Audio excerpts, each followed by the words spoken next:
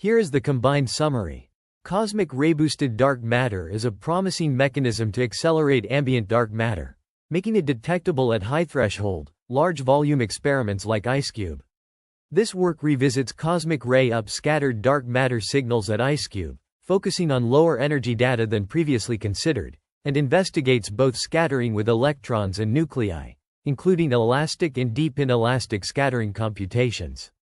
The authors considered two benchmark models, Fermion dark matter with vector and scalar mediators, and calculate the flux of upscattered dark matter due to collisions with cosmic rays using equation 1, which includes the local dark matter density, dark matter mass, and outgoing dark matter kinetic energy. They assume a simplified formula, equation 2, which absorbs the spatial distribution of dark matter and cosmic rays into an effective distance parameter def, set to 10 kpc. The cross-section for dark matter electron scattering depends on the interaction model, given by equations 3 and 4, for vector and scalar mediators, respectively. The recoil kinetic energy of the dark matter is calculated using equation 5. The authors model the propagation of dark matter through at least 1.45 kilometers of ice to the IceCube detector volume using a modified version of the new FATE software, and require that a dark matter particle never scatter in the outer 90 meters of the detector volume with a deposited energy of over 100 JeV to avoid vetoing by the active veto. The authors search for signals of cosmic ray-boosted dark matter at IceCube using 641 days of contained neutrino events, and compute the event rate using equation 6, which depends on the DM flux, exposure time, and effective mass. They compare the spectrum of DM-induced events with the observed events and perform a binned likelihood analysis, including background components such as atmospheric neutrino, astrophysical neutrino, and penetrating muon fluxes. The results are shown in figures 13, which display the energy spectrum of southern sky events observed by IceCube, as well as the spectrum of DM events for a vector mediator. Limits on the non-relativistic DM electron cross-section are set for both scalar and vector mediators, and are compared to existing constraints from Super K and solar reflection limits. The authors delve into the potential of IceCube to constrain dark matter nucleon scattering cross-sections, particularly in the low-mass region. They focus on dark matter upscattering by cosmic ray protons, considering both elastic and inelastic scattering processes.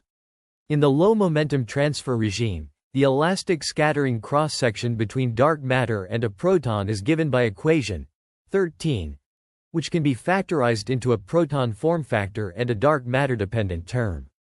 In the high momentum transfer regime, the deep inelastic scattering cross-section is used, involving Parton distribution functions and a Bjorken X variable.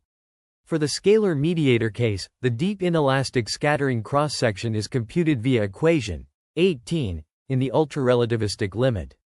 Neglecting resonance excitations, the authors compute the dark matter flux at IceCube, considering only particles arriving from the southern sky and modeling attenuation using deep inelastic scattering. They set limits on the non-relativistic dark matter proton scattering cross-section for scalar and vector mediators, fixing the value of the product of couplings and varying the mediator mass. The results are shown in figures 4 and 5, comparing favorably with existing exclusion regions from other experiments.